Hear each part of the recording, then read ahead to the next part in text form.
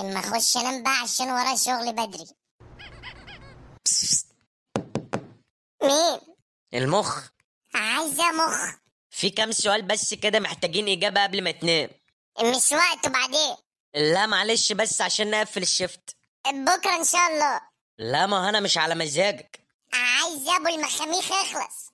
انت كنت قريت معلومة امبارح وانا مش فاهمها لحد دلوقتي. معلومة ايه؟ ان احنا بناكل السمك عشان بيقوي الذاكرة. حسن. طب ازاي والسمك اصلا عنده فقدان ذاكرة؟ وفي حاجة كمان، لما كنا بنتفرج على الكرتون بتاع الارنب. بتاع الارنب كان الارنب لابس نظارة. حسن. ازاي بقى والارنب بياكل جزر؟ تصدق عندك حق. خدت لي بالك؟ مفروض الجزر بيقوي النظر. هرش. عيب عليك ابو المخاميخ.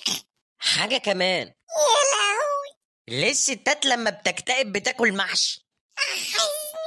وليه الافراح بتبقى يوم الخميس؟ خرابي. ليه ما يطبعوش فلوس ويوزعوها على الناس كلها؟ يا عم نام بقى ورانا شغل. ليه بنروح الشغل اصلا؟ الموضوع كبير ابو المخاميخ.